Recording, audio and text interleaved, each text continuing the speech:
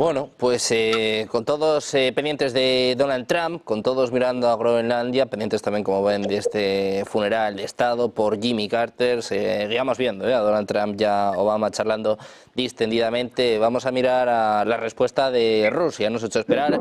Hoy ha tenido lugar la primera rueda de prensa telefónica diaria del portavoz del Kremlin, Dmitry Peskov, que ha mandado varios mensajes a Estados Unidos. Dice que Groenlandia es de interés nacional, de interés por parte de Rusia, que tiene su foco puesto en el Ártico. Venía a decir que hay que respetar la opinión de los groenlandeses y, bueno, decía que están siguiendo muy de cerca todo lo que ocurre en el Ártico y además llamaba en este caso la atención de Dmitry Peskov sobre lo poco que se han quejado en Europa. Básicamente venía a decir que se han puesto de perfil. Juan Antonio, te quiero preguntar por esto, si crees que Rusia debe estar preocupada, tanto Rusia como en este caso China, por estos planes de Donald Trump.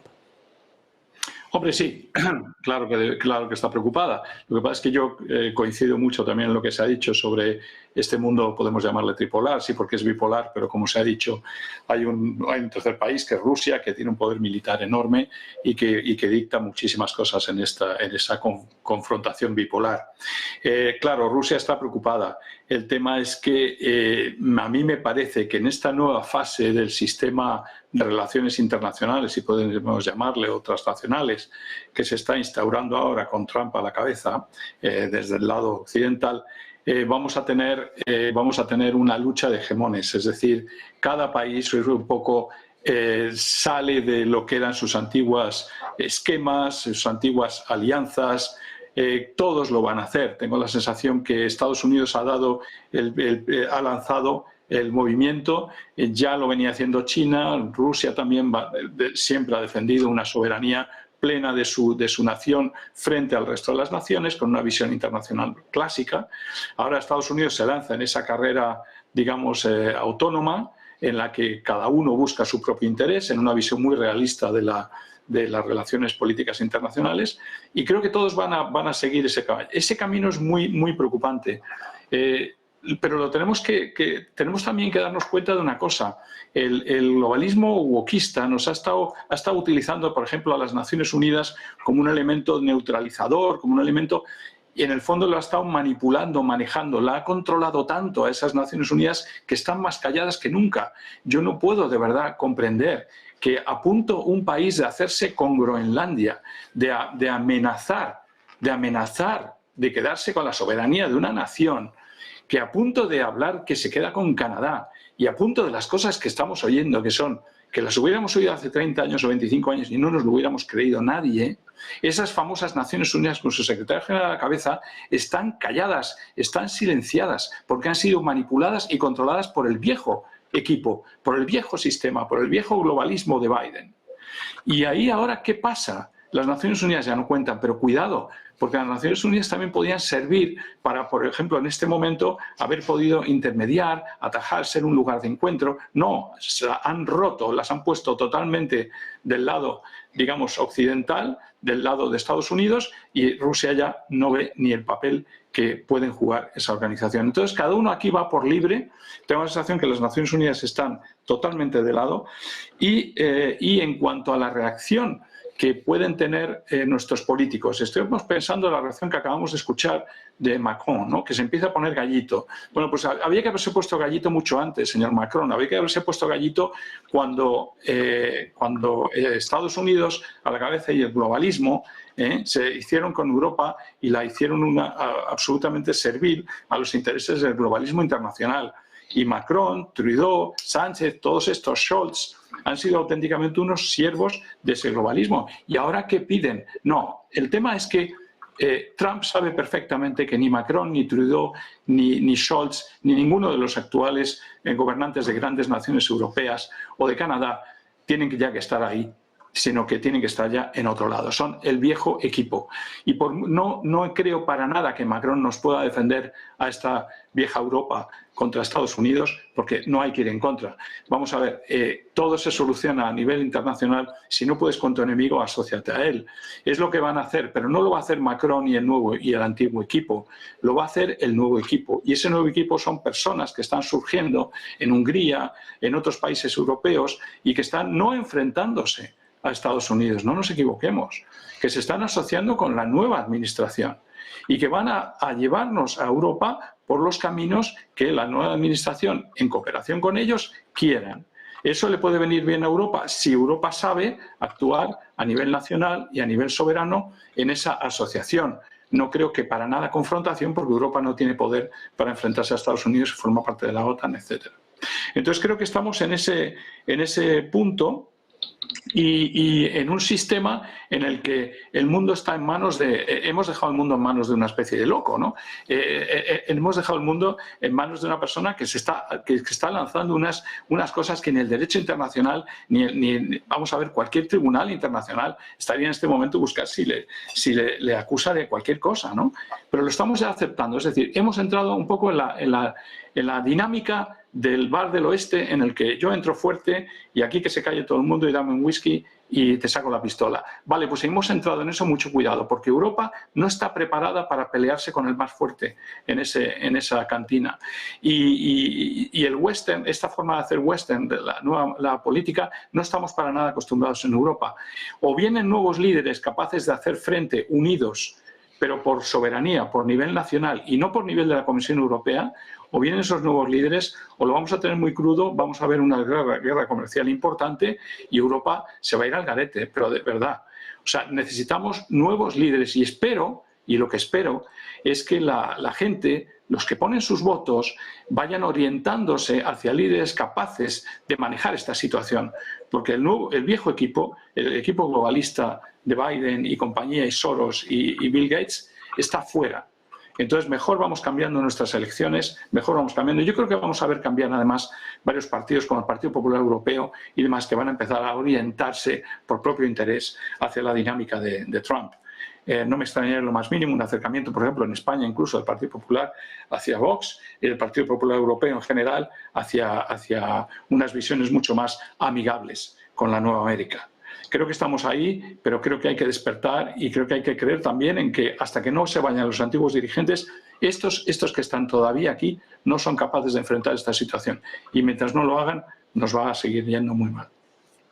Bueno, pues Europa, que desde luego debe despertar, más allá de las preocupaciones que tienen por Donald Trump, también por Elon Musk, que por cierto está poniendo en jaque a toda Europa. Se espera a eso de las 7 de la tarde una entrevista con la líder de AfD en Alemania. Estamos viendo, bueno, muchos movimientos desde luego en Europa, también en Rusia, Santiago, con estas primeras declaraciones, esta primera respuesta a las amenazas de Donald Trump. Viene a decirle pues que tenga cuidado, ¿no?, que se está metiendo en un terreno pantanoso.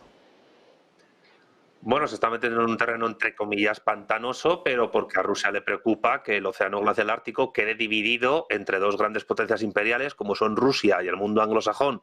Sí, Groenlandia y Canadá acaban bajo la soberanía de Washington y eso implica que el Ártico se convierta en un centro de disputa geopolítica muy fuerte y muy potente, en el cual además China tiene mucho que decir, no ya solo por las rutas de la seda ártica, sino también por las inversiones que China tiene en Groenlandia desde hace tiempo.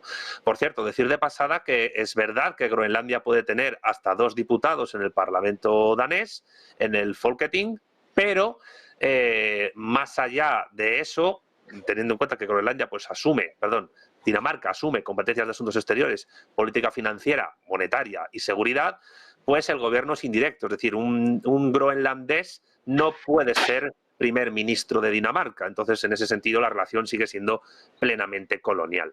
Dicho lo cual, las advertencias de Putin a Trump son evidentes, pero es que yo vuelvo a lo mismo de siempre, a lo que he dicho antes, pero voy a profundizar más en ello.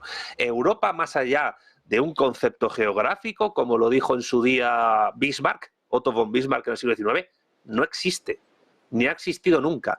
La Unión Europea no es más que un proyecto imperial alemán bajo supervisión estadounidense. No hay que olvidar que Alemania es el país con mayor número de bases militares estadounidenses en territorio fuera de sus fronteras. Y hay que entender también que, en cierta manera, la Unión Europea es una proyección de la OTAN, en la cual, en la OTAN, pues, que puede empezar a romperse o a resquebrajarse o a tener una nueva fase de subordinación de los países europeos a Estados Unidos, al eje anglosajón, pues tiene como lema oficioso Rusia fuera, nosotros encima y Alemania abajo. Y si digo Alemania, no te imaginas lo que puedo decir de Dinamarca, que es una suerte de cosa que está a medio camino de Suecia y Alemania. Es decir, que pinta poco y nada en el terreno internacional.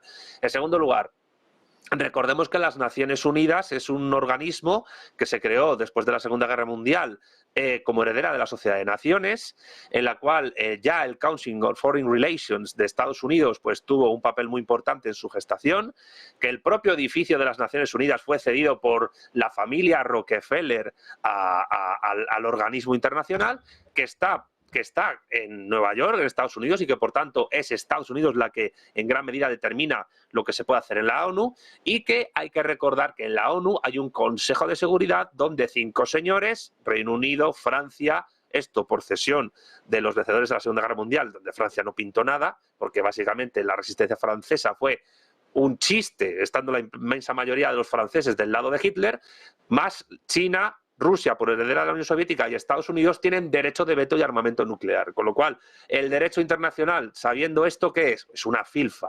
El derecho internacional público es una contradicción in terminis. Aquí lo que implica es, lo único que importa en política exterior es la fuerza de obligar, las armas nucleares, el despliegue tecnocientífico industrial y los ejércitos. Y a partir de ahí, pues el derecho funcionará o no. Es decir, lo que decía Don Quijote en el discurso de las armas y las letras, en el primer tomo del ingenioso hidalgo Don Quijote de la Mancha de Cervantes, que las armas son las que sostienen las letras, es decir, las leyes, y sin estas, pues las leyes no funcionan. Pues esto es otra prueba más del asunto. A Donald Trump le importa un bledo unos organismos como la ONU o como la OTAN, que están construidos a imagen y semejanza de los planes y programas que ya desde el siglo XIX tenía la clase dominante estadounidense. Y en ese sentido, ¿qué es lo que está pasando? Pues que con la llegada de Donald Trump, que representa a la gran burguesía industrial estadounidense, pues Estados Unidos llega a una suerte de tercera fase ideológica imperial o imperialista después de la caída de la Unión Soviética. ¿Por qué digo tercera fase? La primera fase podría ser la neocon, la de los halcones neoconservadores del Partido Republicano y en parte del Demócrata, aquellos que defendían el consenso de Washington y la entrada de todo el mercado ruso con Boris Yeltsin en el poder en Moscú a los planes y programas mercantiles estadounidenses. La segunda fase fue lo que se llama globalismo, pero el globalismo en el fondo no es más que el ala izquierda progre del Partido Demócrata, del capital financiero, del proyecto de la globalización. Es decir, estamos ahora en una tercera fase trumpista, que es también globalizante, no globalista en lo ideológico, no woke, pero sí globalizante, donde las patas imperialistas de este hegemón anglosajón estadounidense van a ser partidos políticos afines de eso que se llama pues liberalismo conservador, tercera posición, neocons de nuevo cuño, tradicionalistas, gente de eso que se llama entre comillas derecha, etcétera. Con lo cual, pues no dejemos de ver una cosa, tanto Trump como los halcones neocon, los Bush primero y segundo, Bill Clinton, etcétera, y el globalismo no son más que patas más o menos enfrentadas entre sí, como no podía pasar de otra manera, porque dentro de las clases sociales también hay competencia pues, por el poder y más en la clase capitalista burguesa, pues no son más que patas ideológicas del mismo poder imperial, que es el poder imperial de Estados Unidos. Y la globalización y el globalismo no son más que formas con diferencias y semejanzas entre sí, en las cuales el papel, la ideología y los planes y programas y proyectos del imperio estadounidense se quieren plasmar en el planeta. El globalismo no era más que una suerte de liberalismo consecuente y cultural que conectaba con partidos de izquierdas, socialdemócratas, progresistas, pero para impulsar el hegemón estadounidense a través del Partido Demócrata, que es el cuarto partido del planeta con mayor número de afiliados del mundo. Por cierto, por tanto es el cuarto partido más político, más poderoso del planeta, y el quinto es el republicano. Pero tanto monta tanto republicanos como demócratas en lo que se refiere a planes y programas de política exterior, planes y programas militares, con algún que otro matiz. ¿Qué pasa? Pues que Trump representa a una facción de la clase dominante estadounidense que estaba en contra, tanto interna como externamente, de estas políticas globalistas woke, pero en el fondo el globalismo, pues como proyecto imperial estadounidense, ha perdido fuelle y ahora viene otra fase en la cual las fuerzas conservadoras incluso también en la Unión Europea, van a tener su oportunidad, pero siempre, al igual que las progresistas, subordinadas a Washington. Y el Ártico pues no va a ser más que una especie más pues, de batalla geopolítica en este sentido. Rusia hace muy bien en advertir a Trump, pero veremos a ver lo que ocurre. Todavía, yo insisto, Trump tiene 4 años para cumplir sus planes y programas y lograr que J.D. Vance le pueda suceder con éxito, porque no se puede presentar una tercera vez. Pero si en 2 años Trump no consigue hacer lo que quiere hacer, ya está teniendo contestaciones en Canadá y por supuesto en Groenlandia, que a lo mejor sí lo consigue, y Canadá quedaría muy cercana geopolíticamente si está entre Alaska y Groenlandia, pues evidentemente vamos a ver qué pasa.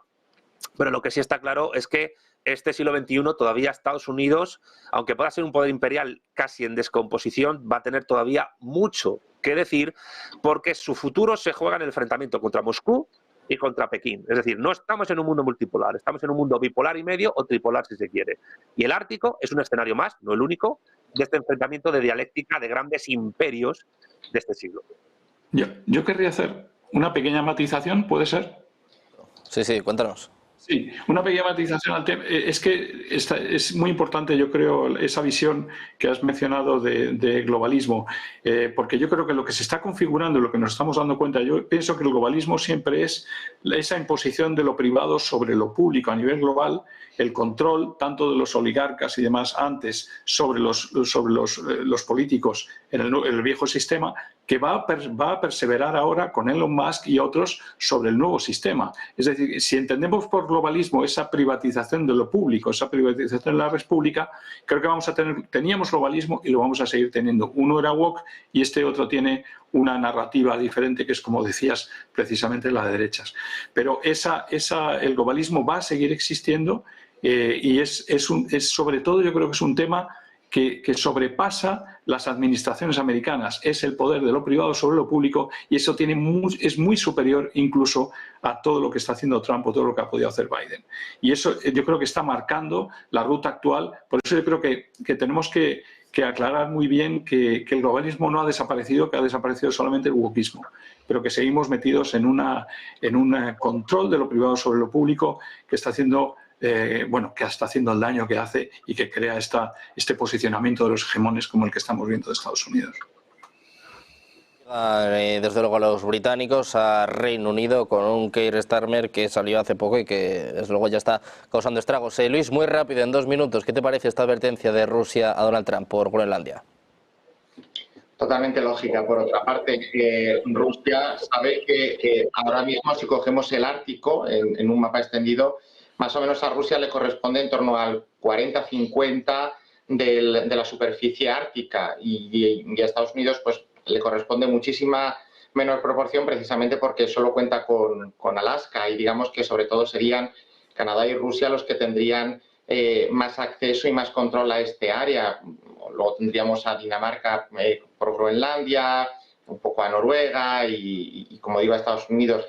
Y precisamente el que Estados Unidos pueda ampliar esa presencia y luego tener aspiraciones legítimas al control pues, de las aguas territoriales que le correspondan en base al derecho del mar, pues es una preocupación y esto lo hemos visto en otras latitudes. Rusia ahora mismo sabe que cuenta con una ventaja en el Ártico precisamente por esta extensión a la que me refería anteriormente, y China, pues bueno, como decía Santiago, también tiene intereses en Groenlandia y bueno, pues China y Rusia no se llevan del todo mal o se llevan mejor de lo que a ciertos líderes europeos y estadounidenses les gustaría, pero se trata precisamente de eso, de evitar que haya una expansión territorial y precisamente porque, bueno, aquí parece un poco, entre comillas, ilógico, ¿no? Y un poco también pues nos puede llegar a parecer que cuando condenamos precisamente el expansionismo ruso, ahora por parte estadounidense se venga a focalizar en esa misma tendencia, ¿no? Pero sobre todo es precisamente por el control y la importancia estratégica que el Ártico va a tener. Aquí entramos también en las cuestiones medioambientales, en caso de que el Ártico pues, se hiele cada vez menos, incluso pues, pueda desaparecer esa capa helada que en algunas regiones ya incluso a la misma línea de costa, ¿no? Pero es estrategia pura y dura. Rusia sabe que cuantos más sean a repartir en el pastel o con cuantas más porciones haya que lidiar, pues más fricciones y menos ventajas puede obtener, y por tanto el statu quo es algo que, bueno, pues quizá a Rusia no le gusta tanto, porque obviamente seguramente querría muchísima mayor proporción, pero es la que hay y no se puede remediar. Lo otro, evitar que Estados Unidos se haga con Groenlandia y ya no digamos con Canadá, cosa que es que parece casi irrisoria. Lo de Groenlandia al final pues no deja de ser un territorio que no es independiente y por tanto, bueno, pues igual que la corona danesa se ha comprometido, como decía antes, en caso de que los groenlandeses decidan iniciar el tránsito hacia la independencia, en respetarlo, bueno, pues es la voluntad de un territorio que a día de hoy no es independiente, pero el hecho de recolonizar Canadá a mí me parece totalmente fuera de lugar y Rusia se siente amenazada y por eso ha invadido Ucrania, y ahora el que le puedan estar comiendo terreno también por el Ártico, pues yo creo que nos abocaría a nuevas tensiones, a nuevas fricciones, y que estaríamos entrando en un escenario totalmente desconocido que nos suena y tenemos ciertas reminiscencias históricas, porque esto ya ha pasado de una manera diferente, pero ya ha pasado. Bueno, pues estaríamos entrando en ese nuevo capítulo al que no sé si quién ha sido en concreto, pero estaba aludiendo, y nos abocaría a un mundo totalmente diferente al que en estos años, desde la Segunda Guerra Mundial, hemos intentado construir, por lo menos desde la parte occidental, ¿no? Pues todo el mundo pendiente de Donald Trump, de la advertencia por parte de Rusia, también mirando todavía a la guerra en Ucrania. Muchísimas gracias a los tres por estar con nosotros. Luis, Santiago, Juan Antonio, placer, como siempre, tener por aquí. Muchísimas gracias. Muy buenas tardes. Gracias a todos.